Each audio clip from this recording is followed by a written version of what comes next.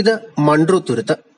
കൊല്ലം ജില്ലയിൽ അഷ്ടമുടിക്കായലിന്റെയും കല്ലടപ്പുഴയുടെയും സംഗമ കേന്ദ്രത്തിലെ പ്രധാന തുരുത്തുകളിലൊന്നാണ് മൺട്രോത്തുരുത്ത്. മറ്റു ചില ബ്ലോക്കിൽപ്പെടുന്ന ഗ്രാമപഞ്ചായത്തുകളിൽ ഒന്നാണിത്. കൃഷിയും കയർപിരിക്കലുമായിരുന്നു ഇവിടുത്തുകാരുടെ പ്രധാന ജീവനോപാധി. എന്നാൽ ഇപ്പോൾ ഈ ഗ്രാമം മുഴുവൻ വലിയൊരു ദുരന്തത്തെ നേരിടുകയാണ്. കനത്ത വേനൽ ചൂടിലും ഈ നാട്ടിലെ വീടുകളിൽ പലതും വെള്ളത്തിൽ മുങ്ങിയ അവസ്ഥയിലാണ്. ഏതു കാലത്തും ഒരു വേലിയേറ്റത്തിൽ തങ്ങളുടെ വീടുകൾ വെള്ളത്തിൽ മുങ്ങുമോയെന്ന് ഭയന്നു ജീവിക്കുന്ന ഇവിടുത്തെ ജനങ്ങളുടെ ദുരിതങ്ങൾ കുറച്ചു കാലം മുൻപ് മാത്രമാണ് പുറം ലോകം അറിഞ്ഞു തുടങ്ങിയത്. കൃത്യമായി പറഞ്ഞാൽ KN ബാലഗോപാൽ എന്ന വ്യക്തി രാജ്യസഭാ അംഗമായതോടെ മാത്രം. 2014 അന്നത്തെ രാജ്യസഭാ MP ആയ KN ബാലഗോപാൽ കാലവർഷക്കെടുതി നിരീക്ഷിക്കാൻ മൺട്രോത്തുരുത്തിൽ എത്തുന്നത്.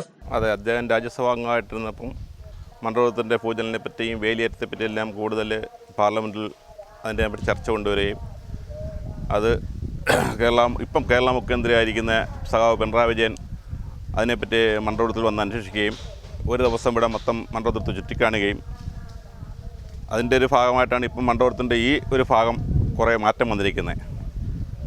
പിന്നെ അദ്ദേഹം MP ആയിട്ടിരുന്നപ്പം നമുക്കൂടെ ഒരു 10 ലക്ഷം രൂപ സ്ട്രീറ്റ് ലൈറ്റിന് മൺട്രോത്തുരുത്ത് മൊത്തമായിട്ടുള്ള സ്ട്രീറ്റ് ലൈറ്റിന് വേണ്ടി അനുവദിക്കുകയും അത് നമ്മൾ നടപ്പിലാക്കുകയും ചെയ്തു. പിന്നെ അദ്ദേഹത്തെ പറ്റി പറഞ്ഞാൽ നമുക്ക് മൺട്രോത്തുരുത്തുകാർക്ക് ഒത്തിരി പറയാനുണ്ട്. സാധാരണ മഴക്കെടുതിക്കപ്പുറം അവിടങ്ങളിലെ ജനങ്ങളുടെ ജീവിതത്തെ ബാധിക്കുന്ന ഭൂമിശാസ്ത്രപരവും പാരിസ്ഥിതികവുമായ പ്രശ്നങ്ങളുണ്ടെന്ന് മനസ്സിലാക്കിയ ബാലഗോപാൽ ഈ പ്രശ്നത്തിന് ഫലപ്രദമായ പരിഹാരം വേണമെന്ന് രാജ്യസഭയിൽ ആവശ്യപ്പെട്ടതോടെയാണ് മൺട്രോത്തുരുത്ത് ദേശീയ ശ്രദ്ധ ആകർഷിച്ചത്. MP-മാരുടെ ശ്രമഫലമായി ഒരു കേന്ദ്ര സംഘം മൺട്രോത്തുരുത്ത് സന്ദർശിച്ചു. സുനാമി മുന്നറിയിപ്പ് നൽകുക എന്നതിനപ്പുറം കേന്ദ്ര സംഘം ഒന്നും നിർദ്ദേശിച്ചില്ല. എന്നാൽ പരിസ്ഥിതിലോല പ്രദേശമെന്ന് പ്രഖ്യാപിച്ച ഒരു കുടിയൊഴിപ്പിക്കലല്ല വേണ്ടതെന്നും മറിച്ച് ഈ ഭൂപ്രദേശത്തിന് ഇണങ്ങുന്ന നിർമ്മാണ രീതികൾ കണ്ടെത്തി അവലംബിക്കണമെന്ന് KN ബാലഗോപാൽ MP കേന്ദ്ര സംസ്ഥാന സർക്കാരുകളോട് ആവശ്യപ്പെട്ടു. വെള്ളം കയറുന്നതിനനുസരിച്ച് ഉയർന്നു പൊങ്ങുന്ന വീടുകളാണ് ഈ ഗ്രാമത്തിന് അഭികാമ്യമെന്ന് മനസ്സിലാക്കിയ ബാലഗോപാൽ അത്തരത്തിൽ ഒന്നിന്റെ സാധ്യതകളെക്കുറിച്ച് പഠനം നടത്തണമെന്ന് ഇന്ത്യൻ ഇൻസ്റ്റിറ്റ്യൂട്ട് ഓഫ് ആർക്കിടെക്റ്റിനോട് ആവശ്യപ്പെട്ടു. രാജ്യത്തെയും വിദേശത്തെയും വിദഗ്ധരുമായി ചർച്ച ചെയ്തതിന്റെ ഫലമായി പ്രകൃതി ദുരന്തങ്ങളെ പ്രതിരോധിക്കാൻ കഴിവുള്ള വീട് നിർമ്മാണ ഡിസൈൻ വികസിപ്പിച്ചെടുത്തു.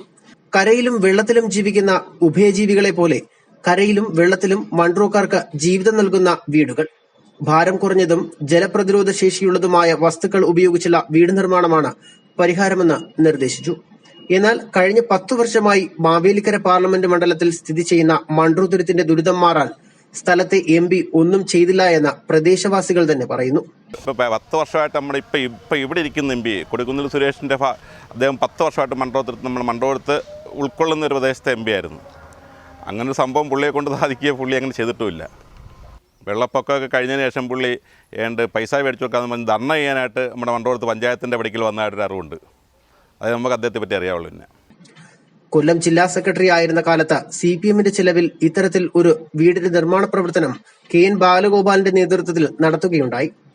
തുടർന്ന് മുഖ്യമന്ത്രി പിണറായി വിജയൻ സ്ഥലം സന്ദർശിക്കുകയും മൺട്രോത്തുരുത്തിന്റെ പാരിസ്ഥിതിക പ്രശ്നം സംബന്ധിച്ച നാഷണൽ സെന്റർ ഫോർ എർത്ത് സയൻസിന്റെ നേതൃത്വത്തിൽ പഠനം നടത്തണമെന്ന് ആവശ്യപ്പെടുകയും ചെയ്തിരുന്നു. ഇതിന്റെ ഭാഗമായി കഴിഞ്ഞയാഴ്ച മുതൽ ഡിഫറൻഷ്യൽ ഗ്ലോബൽ പൊസിഷനിംഗ് സിസ്റ്റം ഉപയോഗിച്ചുകൊണ്ടുള്ള നിരീക്ഷണത്തിന് തുടക്കമായി. ഭൂമിയുടെ ഫലകങ്ങൾക്ക് ചലനം നേരിടുന്നു എന്നതിനുള്ള പഠനമാണ് DGPS-ലൂടെ നടത്തുക. ഇതിനായി ബേസ് സ്റ്റേഷൻ സ്ഥാപിച്ച തുരുത്തിലെ വേലിയേറ്റ ബാധിത പ്രദേശങ്ങൾ 42 മണിക്കൂർ തുടർച്ചയായി നിരീക്ഷിക്കും. കൊല്ലം ആശ്രാമം ഫോർട്ട് ഓഫീസ് അങ്കണത്തിലുള്ള ബസ് സ്റ്റേഷൻ കേന്ദ്രീകരിച്ചാണ് നിരീക്ഷണം. മൺട്രോത്തുരുത്തിൽ സെസ് 1 വർഷം മുൻപ് പെരിങ്ങാലം ഹയർ സെക്കൻഡറി സ്കൂളിൽ സ്ഥാപിച്ച ബേസ് സ്റ്റേഷനും ആശ്രാമത്തെ സ്റ്റേഷനും തമ്മിൽ ബന്ധിപ്പിച്ച് നിരീക്ഷണം ആരംഭിച്ചിട്ടുണ്ട്. പെരുങ്ങാലം ബസ് സ്റ്റേഷനിലെ വിവരങ്ങൾ ശാസ്ത്രജ്ഞർ 1.5 വർഷമായി മാസത്തിൽ 2 തവണ നിരീക്ഷിക്കാറുണ്ട്. കല്ലടയാറ്റിൽ നിന്നുള്ള എക്കൽ നിക്ഷേപം വിഘടിച്ചുണ്ടാകുന്ന ഇരുത്തലാണ് തുരുത്തിലെ പ്രശ്നങ്ങൾക്ക് കാരണമാണെന്നാണ് പ്രാഥമിക നിഗമനം. കല്ലടയാറ്റിലേക്കുള്ള ഉപ്പുവെള്ളം കയറ്റവും തുരുത്തിന്റെ സന്തുലിതാവസ്ഥയ്ക്ക് കോട്ടം വരുത്തുന്നതായി ചൂണ്ടിക്കാട്ടുന്നു. കല്ലടയാറിലെ 25 കിലോമീറ്റർ ഭാഗം വരെ ഉപ്പുവെള്ളം കയറിയിട്ടുണ്ട്. ഇതിനാൽ തന്നെ പ്രദേശത്തെ ജനങ്ങളുടെ ജീവനോപാധിയായ കേര കൃഷികൾ നിലച്ചതോടെ ദാരിദ്ര്യത്തിലായ ജനങ്ങളുടെ അവസ്ഥ മനസ്സിലാക്കിയ സംസ്ഥാന സർക്കാർ ഉത്തരവാദിത്ത ടൂറിസം പദ്ധതിയിൽ മൺട്രോത്തുരുത്തിനെ ഉൾപ്പെടുത്തി. വിവിധ ടൂറിസം സംഘടനകളുമായി ചേർന്ന് നടത്തുന്ന ഈ പദ്ധതി ഇന്ന് ഈ ഗ്രാമങ്ങളുടെ ജീവനോപാധിയാണ്. ലോകത്ത് ആദ്യമായി ഉത്തരവാദിത്ത ടൂറിസം നടപ്പിലാക്കുന്ന സംസ്ഥാനമെന്ന പദവിയും ഇതോടെ കേരളം സ്വന്തമാക്കി. ന്യൂസ് ബ്യൂറോ, കൊല്ലം.